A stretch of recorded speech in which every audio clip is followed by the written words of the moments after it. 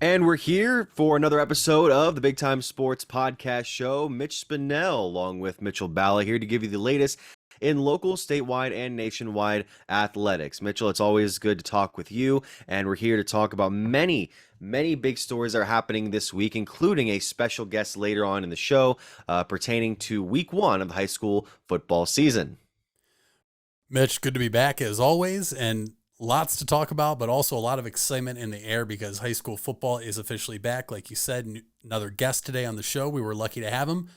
And by the time the folks listen to us in our next episode after this one airs, we'll be recapping high school football. I don't know how you feel about that, but I'm pretty excited.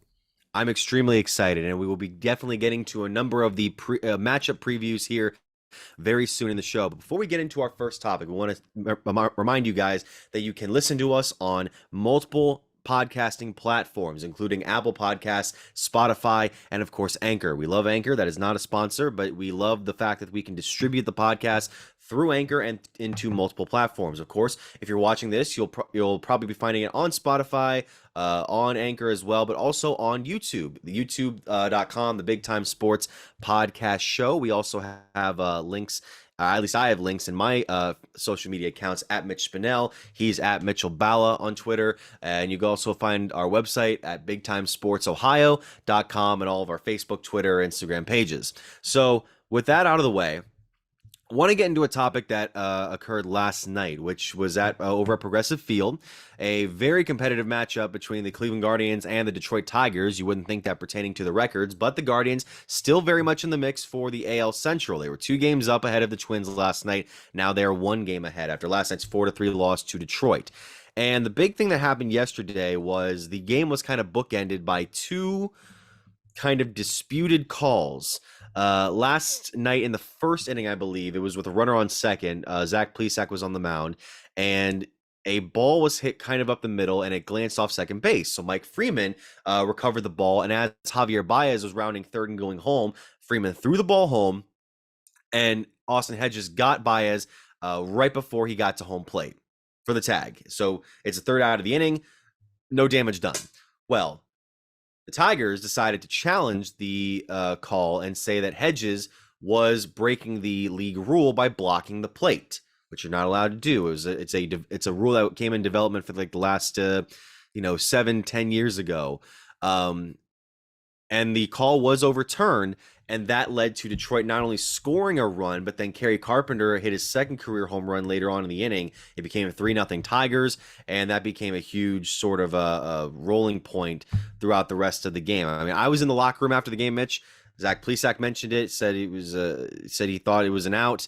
Austin Hedges had a nearly 2-minute just statement is not enough of a word to describe his feelings towards the call, which he called it a disgrace, said that the legal offices in New York owed Zach Plesac an apology, and it's really kind of fascinating to see the response to that. I mean, you likely saw the game last night. What were your thoughts on the initial call in the opening inning? I did watch the game, Mitch, and you're there. I'm at home watching on TV, and what's crazy is a lot of the times when you're there, you get a better view of everything, but also, sometimes being at home, you get to see more angles of a replay than the fans and people in attendance of the game get to see on the scoreboard. Yeah. And I actually had a good friend of mine who was at the game sitting down the third baseline, and he said, "Oh, they're overturning it because Hedges was blocking the plate." And I immediately replied to him. I said, "No, he wasn't." And look, they did put this rule into effect years ago, and they actually said it's for catcher safety, which is kind of crazy. I more so want the explanation, and I obviously did not hear Austin Hedges' 2-minute, what we're saying, statement post-game, but I would love to hear the explanation for what Austin Hedges is supposed to do on that play at home plate. He did not block the plate with his body. Now, if you're going to say his foot was in the way, these guys are professional baseball players. You've seen some acrobatic slides before to avoid tags, Javi Baez being one of them.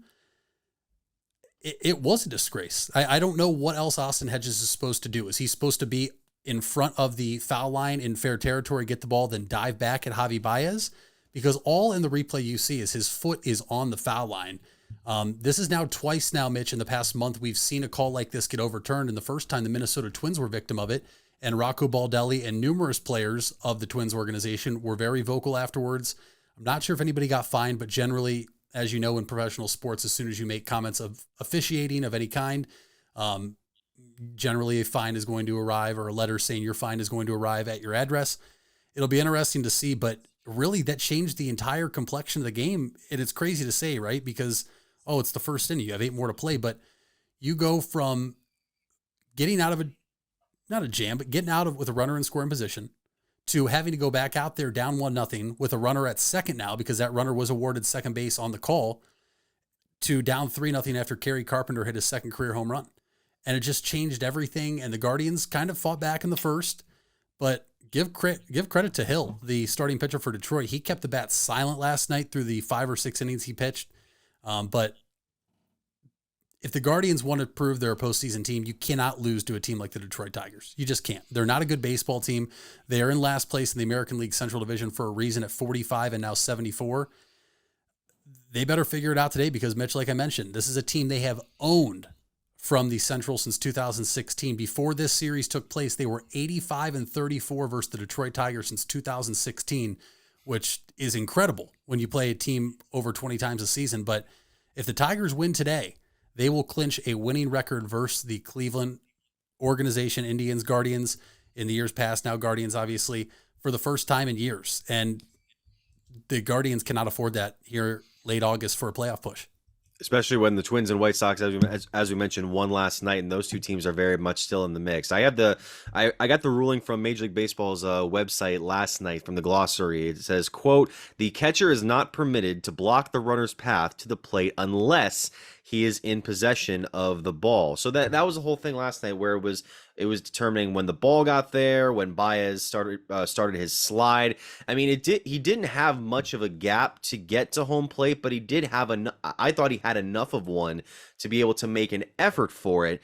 Now they obviously ruled that with it was basically the foot on the foul line, basically, that had made him say that, you know, he had no opportunity to touch the plate when warranted. It also says, to continue, the runner can be ruled safe if the umpire determines the catcher violated this rule, which they determined Hedges did. And that's just a tricky call. And then, of course, you have in the 9th inning, this one wasn't, I don't think was as tricky but it did lead to Terry Francona's ejection from the contest, in which it was Miles Straw was up and with 1 out and a runner on third, tying run on third.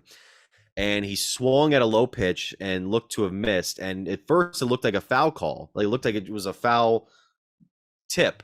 But then the umpires had to come together, and they essentially ruled that the catcher possessed the ball and didn't have to tag or Straw out. And then Francona came out because in the postgame, he said he initially thought it was a foul ball and then got ejected. The team loses, and that's just it's not a great way to end the game, because there was a lot of booze showered on the umpires as the game ended, because it was a culmination of everything that had happened for Cleveland that night. So it's unfortunate, but now they have to go in and they got to win this one today, because if you don't win it today, that's 3 out of 4 that Detroit takes from you. And look, I think Quantrill will have a better night than Plesac will, because Plesac has really been struggling now. He's 2-11 on the season. I mean, what do you think has really kind of led to this black sheep of a season for the Guardians starting rotation? It's really hard to say, but one thing I will say is every starter in this rotation, and I'm talking about the core 5 that when we came into the season healthy, of Bieber, McKenzie, Plesac, Savale, and Quantrill. Right? Those are your 5 guys coming into the season. You knew that's what was going to be. All those pitchers have had rough patches throughout this entire season. McKenzie had a couple rough starts in a row where he was just giving up the long ball. Bieber did not look like himself. Savale, as we know, has been on the IL quite a bit.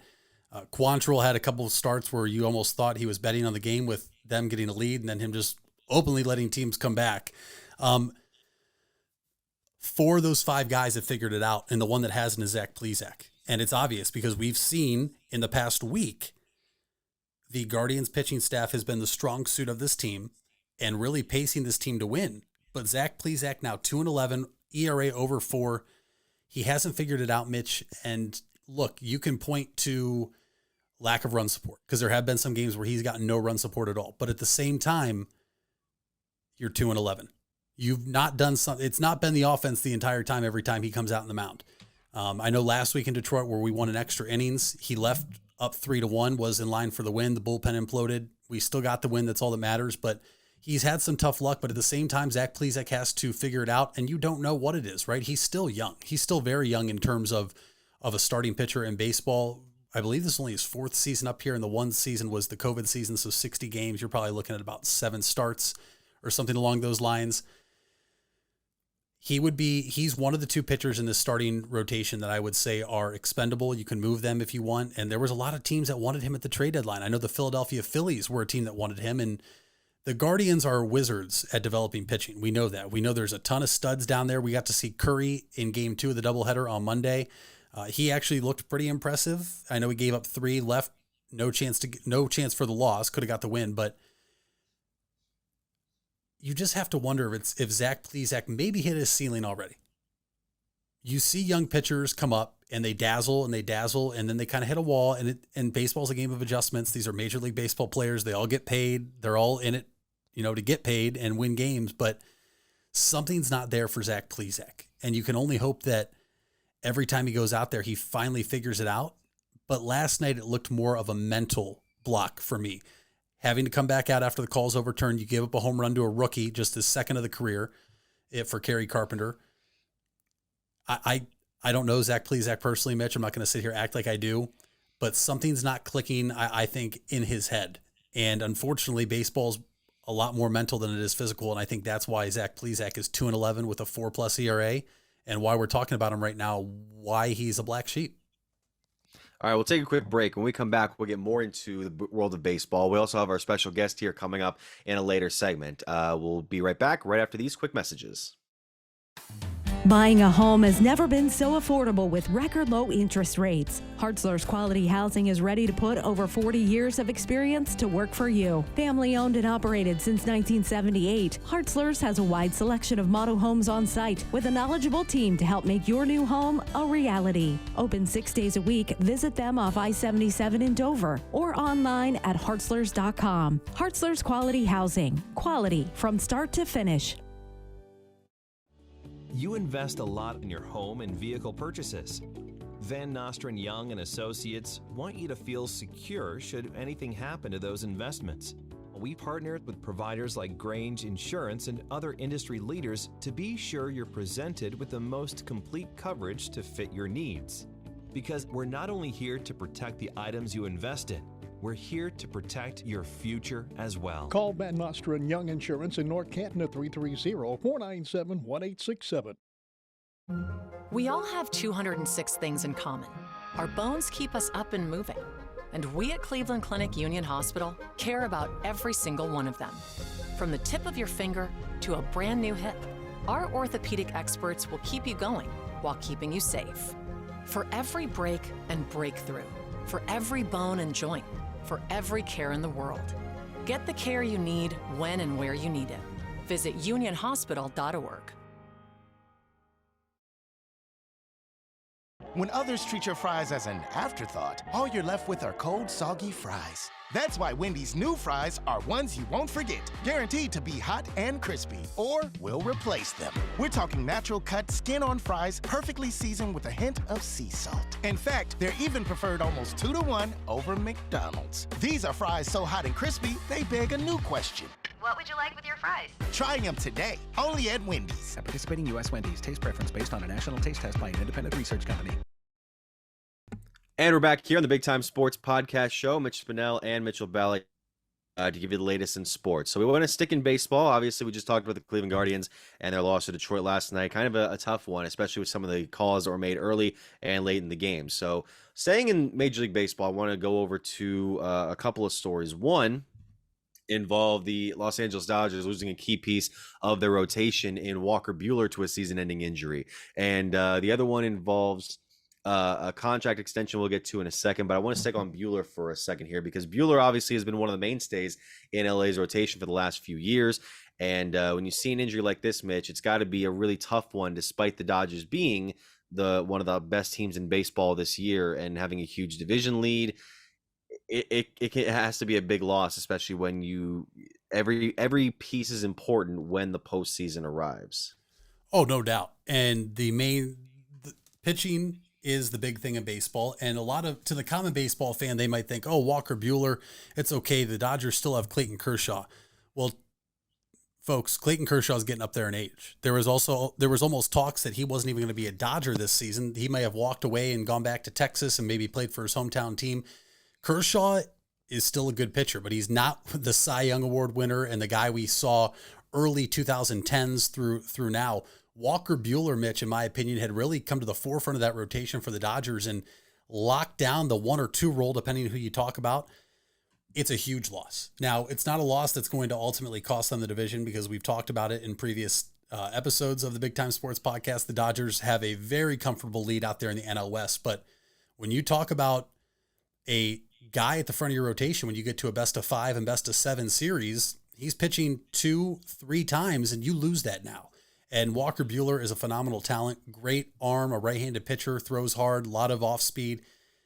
It's a major blow for the Dodgers. Now, they're obviously prepared for it. They have a ton of talent, both down in the minors as the number 1 farm system in baseball. They have a lot of guys that they have in the bullpen that I'm sure they'll be able to piece together, and it still won't be a dramatic drop-off if this was, said, a smaller market team. But there's no doubt about it. Walker Buehler having season-ending elbow surgery on his throwing arm is a major blow for the Dodgers and something we'll have to keep our eye on, especially as we go down the stretch and into the playoffs. Yeah, and to be fair, like we said, the Dodgers still have a number of key pieces still on the rotation. You have Tyler Anderson, who's been a very good standout this year. Urias has been very good. Gonsolin is 14-1, which is unbelievable this year, which makes 7-3 Clayton Kershaw look kind of modest, but that's still a very strong rotation for LA. And when playoff time comes, we'll probably see them kind of take on your NL Central winners or your NL East teams, which the NL East could have potentially a number of teams representing it with the 3 team wildcard system here coming up soon, but we'll see where that goes. Now, the other one we wanted to talk about, that was we mentioned the contract extension. It was from Atlanta, and Michael Harris II, a outfielder for the Braves, agreed to an 8-year deal worth $72 million. Now, Harris is 21 years old, so the deal would run through 2030 and include team options for the 2 years after that, which are a combined $35 million. Harris was a top prospect entering this year. He has been probably a one of the most solid rookie campaigns this year. 287, 12 home runs, 13 steals, 39 RBIs in 71 games since being called up in late May. He also leads all qualified rookies with an 825 OPS. And you see Atlanta kind of making these sort of moves before. Obviously, the Ronaldo Acuna situation comes to mind. And it's really fascinating. It's always been kind of fascinating to me in the last few years how early guys will get extensions now because teams want to lock down these players. And I want to get your take. Is this a smart move for Atlanta to try and keep this guy down for the next near decade? Should he be able to keep the same development and go even further with his progression? You look around baseball, and there's typically teams that are phenomenal at scouting, Mitch. And honestly, I would put the Cleveland Guardians upper echelon there for trades they've made, free agents they've gotten. The Braves are a team nobody talks about that I think evaluates talent with some of the best up there in all baseball. And they've done this already. Like you said, Acuna, Ozzie Albies. You have Austin Riley, who signed a 10-year, $212 million deal. This is a team that's trying to lock up their core at a young age before they hit the market. Kind of like what you saw Juan Soto do with the Nationals and what we saw the Indians at the time do with Francisco Lindor after 2016. They tried to get him for a big deal, but he declined because he knew what was going to happen. I think this is a smart deal for the Braves because it's a long period of time to a point where if he doesn't progress and he just performs like he did this year, you're not really getting hurt because he's performed very well and he's helped you win games this year as a 21-year-old. And if something happens and he doesn't really get better and he stays this, it's a pretty affordable deal to be able to move off the books in years. But the Braves have done this kind of under the radar, signing all these guys over the past couple of years. The only one they didn't sign was Freddie Freeman, which they replaced him with Matt Olson from the A's, and that's another guy that's locked up for, I believe, at least 8 more years. I mean, the Atlanta Braves core, which folks, keep in mind, this is a team that just won the World Series last year after losing their best player on the roster, and Ronald Acuna Jr., has tried to lock up almost every single piece on this roster that, can make an impact every day. And I think it's awesome. I think the Atlanta Braves are a team nobody talks about enough. I think the Atlanta Braves right now, obviously they trail the Mets in the NL East, but I think it's a smart move, Mitch. I really do, because they've shown over the past few years they know what they're doing, and they're following the book of what I'm assuming is their plan with the front office and the coaching staff there in Atlanta. And so I have no issue at all with Michael Harris II signing this extension. I have no issue at all with the Braves offering him this extension, because this is a guy that was in Double-A, made the jump, like you said, late May up to the bigs as a 21-year-old, and he's performed well in center field with Acuna and right. I like this a lot for the Braves. I really do. All right, well, we'll get to more on that probably eventually down the line. You mentioned Olsen, 28 years old, but he signed through the 29 season. We'll get on back to our next segment, which is the special guest segment, which I'm very excited to show you guys. Obviously, it is one of the local guys here in the area, and it pertains to this coming Friday. So we'll get more into that. But first, if you're purchasing a new home, the team at Hartzler's Quality Housing is here to help. Take advantage of record low interest rates to make your new home a reality. Locally owned and operated since 1978, Hartzler's Quality Housing has the experience to guide you through the process. You'll find a wide selection of model homes on site to fit any budget. Open 6 days a week just off I-77. You can also visit them online at hartzlers.com. Hartzler's Quality Housing. Quality from start to finish. Hard work is something you're accustomed to. Van Nostrand Young understands that principle. Our access is achieved with organizations like Grange Insurance. Safety and prevention specialists utilize our VanCan assessments process to ensure that you and your colleagues are in the best hands. You want the safest environment for your business, and we can guide you there. Call Van Nostrand Young Insurance in North Canton at 330-497-1867. We all have 206 things in common. Our bones keep us up and moving. And we at Cleveland Clinic Union Hospital care about every single one of them. From the tip of your finger to a brand new hip, our orthopedic experts will keep you going while keeping you safe. For every break and breakthrough, for every bone and joint, for every care in the world. Get the care you need when and where you need it. Visit unionhospital.org. You deserve the best. And at Ferris Chevrolet, Buick, Cadillac, Toyota, that's what you get. We consider you, the customer, to be part of our family. Anybody can make promises, but when you visit Ferris, you get the Ferris deal from a Ferris wheel. So if you're looking for a car, truck, or van, think Ferris. and welcome back here to the Big Time Sports Podcast Show. Mitch Spinell, Mitchell Balla here, and now we take a break to talk with another special guest of ours, and that is Alliance head football coach Tim Goodman. Now, Alliance opens up this week, going to possibly be a very competitive team here in the Eastern Buckeye Conference in Division III. So, Coach, thank you so much for taking the time to join us. I wanted to get off starting on your guys' progression heading into this season after your guys' 3-7 finish last year. How do you feel in your compared to your first season at Alliance last year that the player progression and the sort of coming together has been for this preseason compared to the last? Yeah, I think we're on a positive track right now. Got hired kind of late last year, so we kind of had to hit the ground running. And I think, as we head into year two, a lot more things are put in place, the expectations, the culture of the program. And then from player development standpoint, I think we just had a really, really good off season. One thing I noticed last year, we weren't necessarily the strongest team in the weight room, so we had a really good weight room off season. Our kids got a lot bigger and stronger. And then I think we got a lot more athletic as well with our kids playing other sports, playing basketball, running track, playing baseball. I've noticed the athleticism of our team improve as well. And then just generally, obviously, the maturity of our kids. Last year we played a lot of sophomores, a couple freshmen. We were kind of a young team. So just taking that next step and kind of transferring from a young team into a more veteran team, all those things have been very positive for us at the end of year two. Now, Coach, looking at all the guys you're returning and going into your second year here, there's a couple players that, are highlighted, as is with every team, in Stark County. But a couple players that I wanted to touch on are brothers that you have on your team this year. That's senior running back and defensive back Caden Davis and junior wide receiver Kayvon Davis. We know Caden's committed to Youngstown State. We know Kayvon is a talented junior wide receiver. Go ahead and just touch on the brothers and how special they are and what they mean to you when they're on the field, and what type of leadership they bring to your team.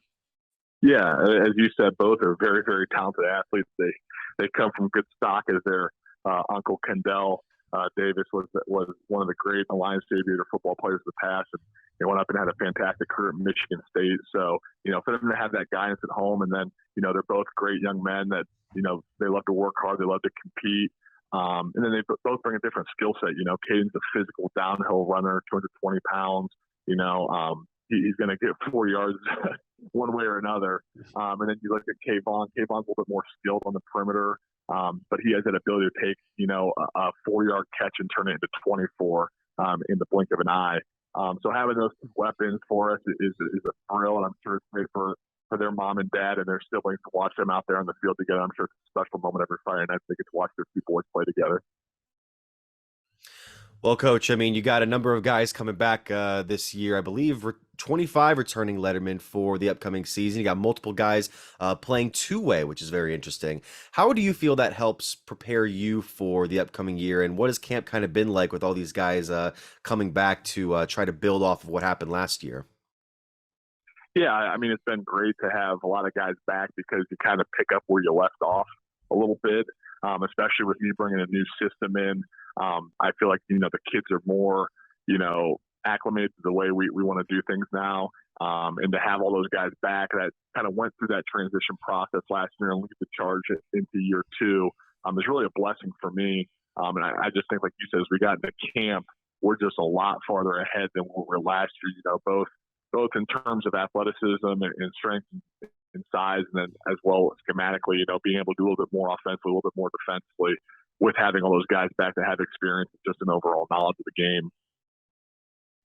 And Coach, speaking of knowledge of the game, we just mentioned you returned 25 lettermen, but going back into specific players here, let's stay on the offensive side of the ball and maybe special teams as well, because we know quarterback junior Brendan Zurberg is your quarterback, also a punter. But what kind of steps has Brendan taken in the offseason, and where is he now compared to last year as a sophomore? And just, talk about what we've read is, a top prospect here in Stark County to be recruited to play at the next level. Right. Brendan he's just a workhorse at the end of the day. He's a four-sport athlete. He plays, football, basketball, runs track for the school, then plays in the travel summer league. But, the one thing I admire about Brendan is while he's doing all that, he's still, busting his butt in the weight room. He's getting faster while running track, plays fifth in the state in the 300-meter hurdles. So all that work ethic that he puts into just being the best that he could possibly be is really starting to show itself. And then just the mental side, he's always, watching the film. He's always, trying to get coached up, whether it be me, his head coach, or his dad, his quarterback coach. He really wants to be perfect in everything he does. And then just, like I said, it being year two in the system that I brought with me, I think he kind of understands. And that's always a big thing for the play caller and the quarterback to be on the same page as to why the play caller is calling what he calls. And I think he has a really good grasp of that now. And I think he's going to have a really dynamite season for us. As you said, both not only as a quarterback, but he's a heck of a punter too. So we're looking forward to him leading us in those areas. Well, Coach, some other players that are obviously very notable on the Aviators. You got a sophomore linebacker and running back in Nino Hill, who had, I believe, 6 sacks and 11 tackles for loss as a freshman, which is very impressive. And then Ovi Jones, a senior defensive back, one of the best pure cover corners in the EBC. When you look at the coverage that those two guys bring to the Alliance defense, do you think of it as other players on the defensive side of the ball being ready to step up, as opposing teams will likely have their focus on those two specifically? Yeah, we return some dynamite players on our defense as well. And I think teams are going to be aware of that. They're going to have to account for those guys. And then they're going to test our unproven guys. And we kind of know that going in. That's a conversation that Avi and I had after our couple of scrimmages. People didn't throw him a whole lot, and it's because he showed how good of a player he was last year. So we are aware of that, and those guys that are returning for us have really stepped up and taken those new starters on defense under their wings, just kind of tell them what to expect and help coach them up and get them ready, because we know defense is really a team defense. You got to be good at the whole picture to be sound defensively. So those guys have used their experience to really take those young guys on their wings, but they're also leading the way, and we have to make plays for us. And Coach, you mentioned earlier this preseason to expect a more stout presence on the line. Which names do you think we could see showcase the stability along the Aviator line? Yeah, I think we'll be a little bit better up front because we played 3 sophomores on our offensive line, and all those guys are back. We played a sophomore and a freshman on our defensive line last year, and those guys are back. So up front for us offensively, we got our returning starters, Kevin Frazier, Aiden Mazet, and Carter Lewis, that have really kind of come into their own. And then we have a young sophomore, Jason Lewis, who's about 6'4", 300 pounds, that, very athletic, very, very physical, weight room strength. So it's all there. So, those guys are going to form the nucleus of our offensive line. And I think they're going to give us a good punch up front. And then defensively, we return Lucius Rouser, who just, our 6'5", 300-pound guy struggles blocking him at times because he's so strong. So he's going to do a great job for us. And then we have other guys in the mix like Malachi Thomas Allen, Caden Strait, Diego Allen, Anez Roseboro, CJ Daniels. We got a lot of guys that are giving us looks on those sides of the ball that, like I said, that were sophomores or freshmen last year, kind of took that next step to become juniors or seniors, and had a really good weight room offseason. So it's kind of been a point of emphasis this offseason in the camp that we've got to improve our line play, and we've really, made that, point every day, and those guys have responded well. Well, Tim Goodman, head coach of the Alliance Aviators, on the Big Time Sports Podcast show. Of course, the Aviators open the season this Friday up against the Blue Streaks of Lake High School. Now, Coach, how have you been able to manage expectations so far during this preseason camp, kind of leading up to kickoff against Lake? Now, as I mentioned before, the team kind of had a bit of a losing streak last season, but there was some impressive moments later on in the season, especially with the later season win against Marlington. And again, how do you kind of just build your guys up to try and improve on last year without trying to make it so crazy? Yeah, that was something, we took that Week 10 win, and kind of took that momentum into the offseason. And that was something we definitely wanted to build upon because I think we finally showed our potential when we're clicking on all cylinders. And, the expectation piece, that's something that we talk about. It's out there. We're aware of it. But at the same time, we talk a lot about, talk is one thing, behavior is another thing. So we're making sure we're just taking it one day at a time. We know we have potential, but, potential is only as good as, what you do on the football field. So I feel like we had a good summer. We've had a lot of good practices. I really like our leadership. I like our, our family atmosphere. But like you said, we got our work cut out Week 1 for us against a really good Lake team that kind of has the same expectations in their own league with their own team. So we're ready for the challenge. And the big thing is we just got to take it one day at a time and focus on ourselves. And if we can do that, hopefully we can be pretty competitive week in and week out. Coach, you mentioned just there, and in case anybody's joining this late, you guys do open up Week 1 against Lake. That game will be broadcasted on Big Time Sports, where folks will be able to rewatch it.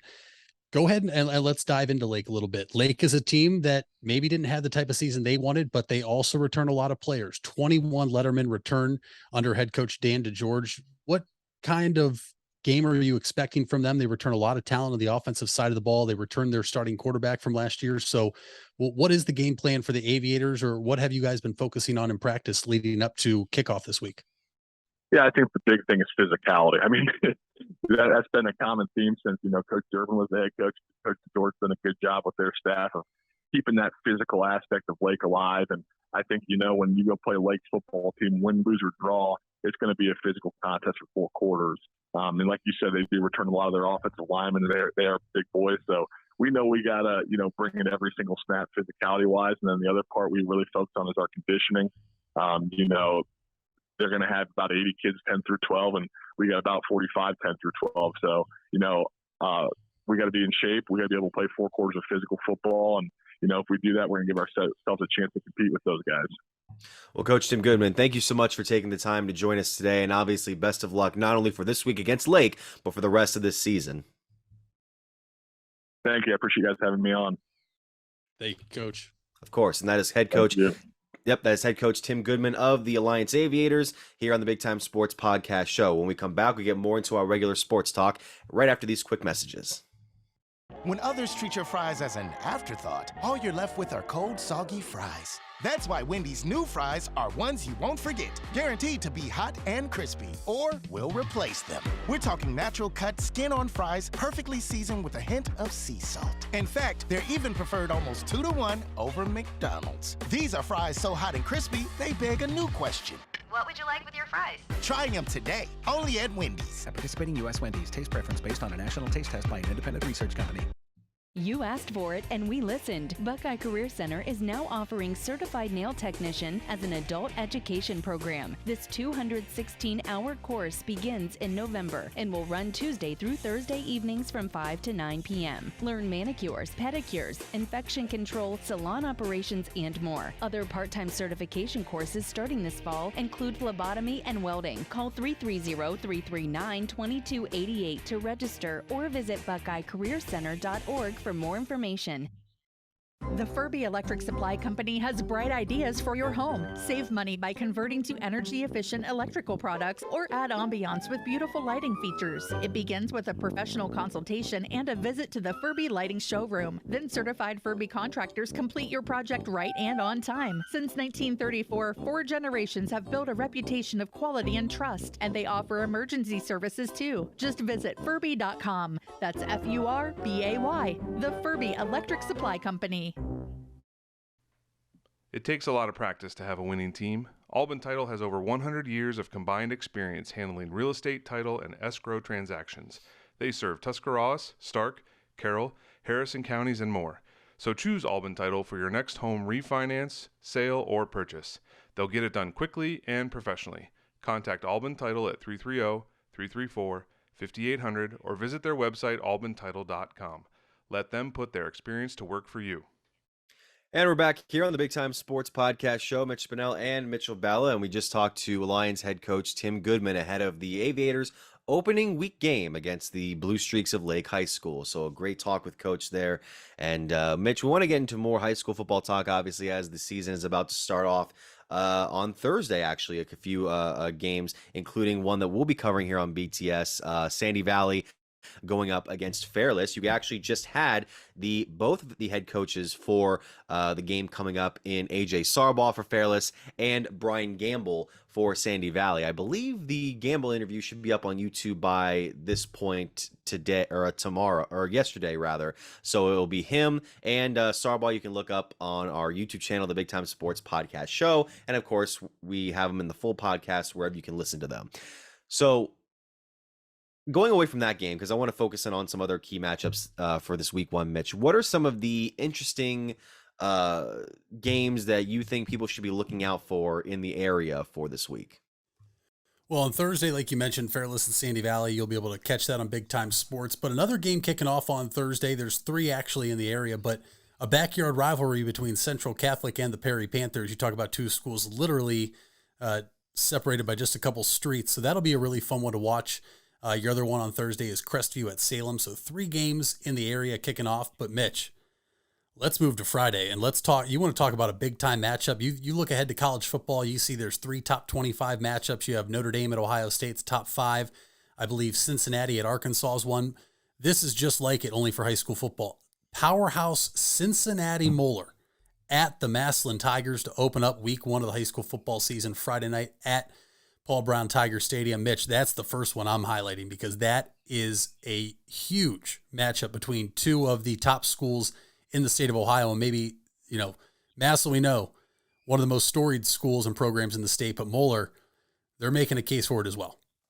I mean, Paul Brown Stadium is likely going to be filled with many raucous fans on Friday, so I'm very excited for that. Another one you mentioned during our break was one in which the Canton McKinley Bulldogs will be going up over to Menor to face off with their week 1 rivals.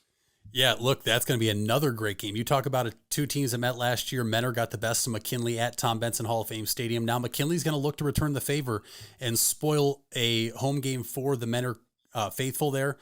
Look, Mitch, I told you in a previous episode here on the Big Time Sports Podcast, I think McKinley is a team to watch out for this year. 2nd year under head coach Antonio Hall. as you know, a lot of turmoil in his first year that was really out of his control. He is the AD and now the head coach at McKinley, which is awesome to see an alum as the head coach there. But yeah, that's a huge game. And you want to talk about McKinley and Mentor, and then obviously McKinley's top rival Massillon hosting Moeller. Those are two of the top premier matchups, but those aren't only the big games this weekend, Mitch. There's a lot to look forward to. There's a lot of hope for every team that kicks off week one this weekend.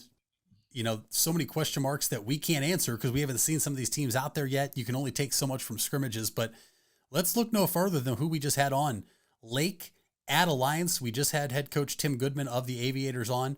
Those are two teams that did not have the seasons they wanted in 2021, but Mitch, both returning 20-plus lettermen.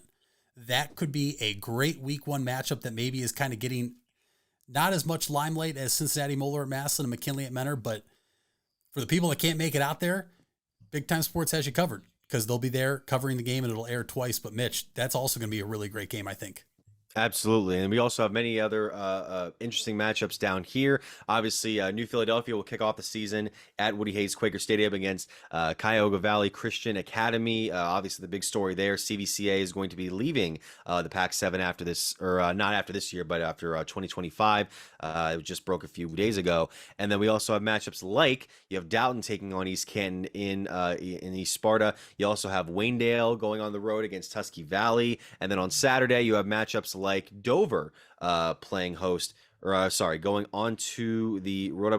Going on the road up against Lake Catholic, and then Garaway will also be going on the road. I believe, I want to make sure I get that right. I believe it's against, I'll get that here in just a second. But Garaway will be on the road this coming Saturday, so I'm very excited to see what they could do there. Bel Air, Garaway will be taking on Bel Air on Saturday, so I'm very excited to see a lot of these matchups. And first of all, what are you, the listener, what is your most anticipated matchup of this coming week? You can either comment on our YouTube channel under this video, obviously, or we'll probably put something up on Spotify. You can put like quick Q&As or like a poll or something, and we can have you guys sound off there. But we want to get your guys' input on that. So when we come back, we're going to go into our final segment here, sticking in football, but on another level. We'll be right back after these brief messages. Fall is in the air and part-time career enhancement courses at Buckeye Career Center are on the horizon. Registration is now open for Introduction to Beekeeping, Basic Small Engine Repair, and Sign Language. These part-time offerings run on Tuesday evenings and begin in November. Let Buckeye Career Center help you learn a new skill or advance your current skill set. Call 330-339-2288 for more information or to reserve your seat in one of these or our other part-time classes.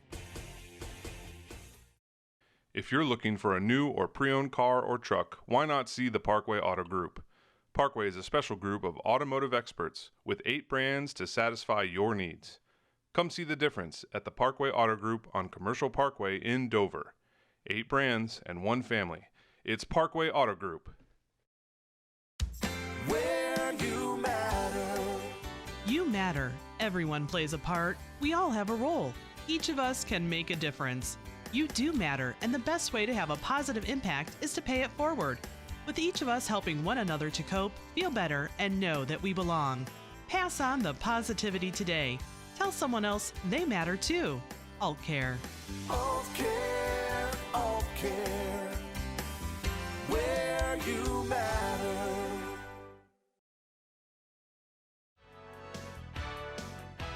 You deserve the best.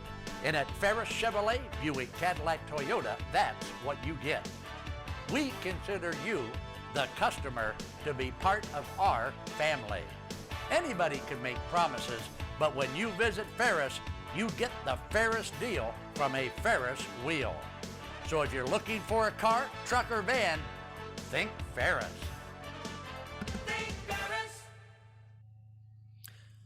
And we're back here on the Big Time Sports Podcast Show, final segment in which we get into some more football after our talks about high school gridiron. So now we go over to the NFL, and we want to get more into Deshaun Watson. We don't really want to. We have to, because we don't know where the Browns season is going to be going here in the next couple of weeks. Obviously, they open the regular season September 11th against the Carolina Panthers. They actually play this Sunday against the Philadelphia Eagles for their second of 3 preseason matchups. So, Mitch, I'm looking at some of the details in the latest of Watson's current new hearing regarding a potential suspension. There was a report here from Pro Football Talk. It says that the appeals officer, Peter Harvey, has not completed the by rule expedited review 2 weeks after the filing. He is waiting until the league and the union reach an impasse in their ongoing settlement talks. Now, these settlement talks have just kind of been stagnant, to say the least. The league, it's like the Watson side wants nothing. The NFL wants everything. So eventually it looks like they're going to get something. It was originally 6 games, and now it's potentially going to be at least 8, because that's what it was reported that Watson's team could settle on. The NFL might be willing to settle for at least 12 games after originally wanting the entire season for Watson. So it looks like it could be a potential of 10 games. Now, it's not confirmed as of now, not even by a report, but that's more so speculation, because it could be 10 games with a potential hefty fine of at least $10 million in salary, at least according to Pro Football Talk, speculation from PFT. Is it getting frustrating? It's been frustrating all year, but how much more frustrating is it now seeing something like this just kind of slowly but surely kind of develop? I mean, it's going to be now a few more games potentially. In all likelihood, it's going to be a hefty fine for Watson, and then it's going to leave the Browns in an uncomfortable spot, because it's too long for a guy like Jacoby Brissett to try and clean up a lot of the mess left there, but it's not long enough for the Browns to make a move for another quarterback to potentially fill the necessary needs. It is so frustrating because of a word you said when we came back from this previous break. The expedited process. This was supposed to be quick. It was supposed to, we were supposed to know by now. Even Judge Sue Robinson took a lot longer than people imagined. So it's very frustrating, Mitch. It's very frustrating, but the Browns at least are already realizing they know Watson's not going to be there. I was at camp a couple of days ago. Jacoby Brissett took all first team reps. Watson and Dobbs split second and third team reps. But so the Browns realize, look, Watson's not playing week 1. I think everybody knows that. It's how many games is he not going to play, because the Browns are going to have to make a move if it's the entire season, in my opinion, Mitch. I texted you the other day, and I'm no NFL insider whatsoever. I'm not an NFL scout. If I was, I wouldn't be here, guys. So I'm not going to sit here and act like I am. But it's a dark cloud over the Browns organization with the uncertainty of Watson, but it also makes everybody's hands tied, because you don't know. If it's 8 games, I thought 6 you could get by with Jacoby Brissett. Maybe 8 you could still do it. Anything more, I don't think you can. But even 10 games, you're going to get 7 out of Watson then. So do you make a trade for a quarterback, Mitch? Do you go out and get a Jimmy G? There's all sorts of different conspiracy theories and people out there saying, well, this is why the NFL hasn't ruled. They want to make a team trade for Garoppolo so the Browns get screwed over here, yada, yada, yada. Well, I don't care about any of that. I want to know how long my franchise quarterback is out, and I want to know what the Browns have to do to make sure that this season isn't a complete waste. Because maybe if it was 12 games or a full year, you could say, oh, that's fine. You know what? Let's just run it, see what happens, get a good draft pick. Well, hey, folks, we don't have a first-round draft pick this year. We don't have one next year. There is no more playing for bad draft picks, okay? This team is ready to win now. The defense is improved. You have the best running back room in all of football. It's not a debate. Your biggest weakness is wide receivers, and this was a huge wide receiver-laden draft, and next year there's going to be some big names, but you're going to strike out because you don't have a first-round pick. So, Mitch, I just want to know. I want to know so you and I can move forward and we can start telling the audience right now what we expect with whoever's under center for however many games, and let's go. I'm ready for football. I'm tired of talking about Deshaun Watson and settling and another man's money of how much he's supposed to pay up. But, Mitch, the one thing I want to bring up is the fine. Right now you're seeing in these settlement talks that are leaking that the league wants to fine Watson a hefty amount. And there's also the people out there that said, well, Watson didn't play last year. That was a suspension. It wasn't a suspension because he was still paid. That's why the NFL is trying to attack his pocketbooks right now, because Deshaun Watson being suspended for a whole year this year, Mitch, doesn't hurt him at all financially for him specifically looking at the deal he just signed, because he only has a $1 million salary this year in the 2022-23 season. So that is why I believe the NFL is going after his money to fine him, because he did not play last year, although it wasn't a suspension. but because if they did suspend him for a full year, he's not losing anything compared to what he just signed on for. Yeah, that's fascinating because I'm also looking at the potential for his kind of recovery into game mode. Uh, as we saw in the first preseason game, kind of looked like he had to shake off 22 months of rust. Didn't look fantastic. I mean, it is still the preseason, and it's good that this isn't an indefinite suspension for the sake of he can still practice with the team. I believe once half of the suspension is over, according to league rules. If it was an indefinite suspension, he wouldn't be able to practice or be able to play these preseason games. But this he can. Yeah, I don't really know. And you mentioned the expedited process. I knew it would kind of still take some time. I didn't know if it gets to a point where it's still we're 2 weeks from now and we still don't know what a decision on this. That's when it's going to get frustrating. But I don't know. I'm very curious as to see where the NFL goes with that scenario. So, I mean, if there's any final thoughts you have on that, let me hear them. Well, my final thoughts are for everybody out there that wanted to chase Baker Mayfield away.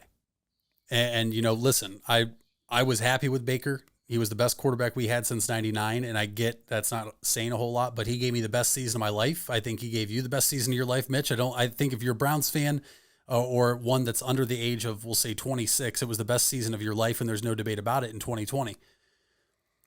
I think back to the people that knocked Baker on some things. And I was at camp the other day and one of them, besides his height, was happy feet. Baker always got happy feet in the pocket.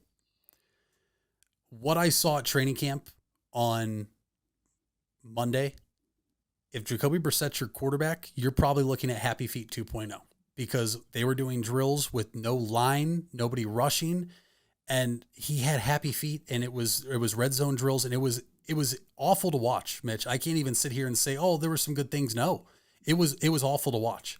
It looked like a third string quarterback.